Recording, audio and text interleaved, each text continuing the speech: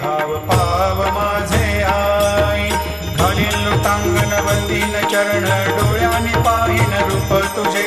प्रेमे अलंगीन आनंदे पूजिन भावे वाणीन म्हणे नावा